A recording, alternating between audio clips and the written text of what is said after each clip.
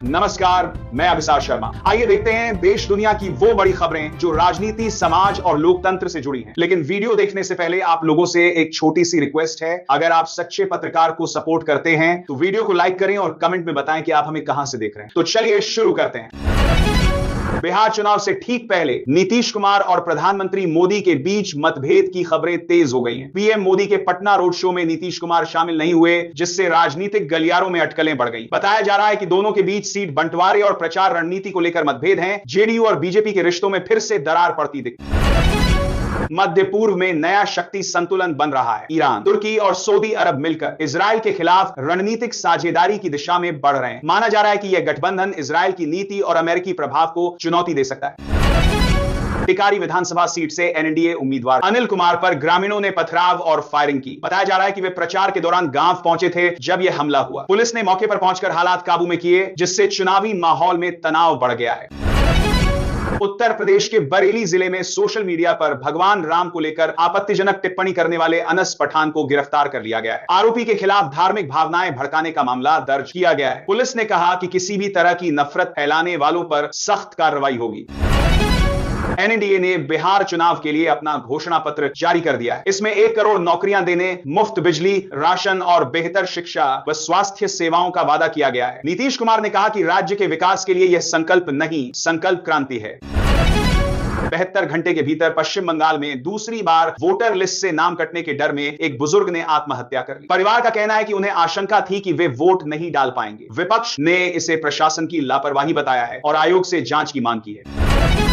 PM Modi ने विपक्ष पर हमला करते हुए कहा कि अमीर घराने गरीबों का अपमान करते हैं। उन्होंने कहा कि चाय वाला कहकर उनका मजाक उड़ाने वाले अब जनता के बीच जवाब दे रहे हैं। पीएम मोदी ने गरीबों की सेवा को अपनी सबसे बड़ी पूंजी बताया है। नई अंतर्राष्ट्रीय रिपोर्ट में खुलासा हुआ है कि पाकिस्तान भारत विरोधी नीति से पीछे नहीं हट रहा, वह आतंकी ढांचे को और भी ज्यादा मजबूत कर रहा है। रिपोर्ट में बताया गया है कि कई आतंकी संगठन फिर से सक्रिय हो चुके हैं। राजस्थान के गंगापुर सिटी में भीमराव अंबेडकर की प्रतिमा तोड़े जाने से हंगामा मच गया। सैकड़ों लोग सड़कों पर उतर आए और प्रदर्शन किया। पुलिस ने इलाके में भारी फोर्स तैनात की है। प्रशासन ने कहा कि दोषियों को जल्द गिरफ्तार किया जाएगा। बिहार की चुनावी रैली में राहुल गांधी ने बड़ा बयान दिया। उन्होंने कहा कि मोदी जी नाच भी सकते हैं अगर उन्हें कहा जाए। राहुल गांधी के इस बयान पर बीजेपी ने कड़ी प्रतिक्रिया दी, जबकि कांग्रेस ने पलटवार करते हुए कहा कि बीजेपी मुद्दों से भाग रही है। कांग्रेस नेता प्रियंका गांधी ने महिलाओं पर बड़ा बयान दिया। उन्होंने कहा कि अब समय आ गया है अपनी सामूहिक शक्ति को राजनीति में बदलने का। प्रियंका ने कहा कि महिलाएं सिर्फ वोटर नहीं, नीति निर्माता भी बने। उन्होंने कहा कि अगर महिलाएं चाहें तो राजनीति की दिशा बदल सकती हैं। फलौदी सट्टा बाजार के ताजा आंकड़ों में एनडीए को हल्की बढ़त दिखाई गई है। इंडिया गठबंधन भी करीब करीब बराबरी पर बताया जा रहा है। हालांकि सट्टा बाजार के आंकड़े आधिकारिक नहीं माने जाते, फिर भी इससे राजनीतिक गलियारों में चर्चा तेज है। मध्य प्रदेश के बड़वानी में बड़ा सड़क हादसा हुआ, जहां नर्मदा परिक्रमा के लिए जा रही एक बस पलट गई। इस हादसे में एक व्यक्ति की मौत हो गई, जबकि करीब 55 लोग घायल हो गए। घायलों को अस्पताल में भर्ती कराया गया है और प्रशासन राहत कार्य में जुटा हुआ है। बिहार की रैली में अखिलेश यादव ने बड़ा बयान दिया। उन्होंने कहा कि अगले मुख्यमंत्री तेजस्वी यादव ही होंगे, जबकि तेजस्वी ने केंद्र सरकार पर भ्रष्टाचार को लेकर निशाना साधा। दोनों नेताओं ने कहा कि विपक्षी एकता ही बीजेपी को हराने का रास्ता है। पश्चिम बंगाल में चुनाव आयोग की चेतावनी के बाद सभी बीएलओ कर्मचारियों ने ड्यूटी पर वापसी की। आयोग ने कहा कि किसी भी तरह की लापरवाही बर्दाश्त नहीं होगी। विधानसभा चुनावों की तैयारियों की निगरानी खुद मुख्य निर्वाचन अधिकारी कर रहे हैं। जयपुर, जोधपुर और कोटा नगर निगम के चुनाव फरवरी 2026 तक टाल दिए गए हैं। सरकार ने कहा कि परिसीमन और तकनीकी कारणों से यह निर्णय लिया गया है, जबकि विपक्ष ने इसे लोकतंत्र के साथ खिलवाड़ बताया है। कांग्रेस अध्यक्ष मल्लिकार्जुन खड़गे ने आरएसएस पर प्रतिबंध लगाने की मांग दोहराई। उन्होंने कहा कि आरएसएस सांप्रदायिकता फैलाता है, जबकि पीएम मोदी ने पलटवार करते हुए कहा कि कांग्रेस देश की एकता के खिलाफ बयान दे रही है। महाराष्ट्र वोटर लिस्ट में डोनाल्ड ट्रंप नाम का फर्जी वोटर पाया गया। जांच के वक्त यह फर्जी वोटर आईडी सामने आई। पुलिस ने मामले की जांच शुरू कर दी है, जबकि विपक्ष ने चुनाव आयोग की निष्पक्षता पर सवाल उठाए हैं। पीएम मोदी ने कांग्रेस पर हमला करते हुए चरणजीत सिंह चन्नी के पुराने बयान का जिक्र किया। उन्होंने कहा कि कांग्रेस नेताओं को जनता का अपमान करना बंद करना चाहिए। प्रियंका गांधी पर भी उन्होंने तीखा तंज कसा।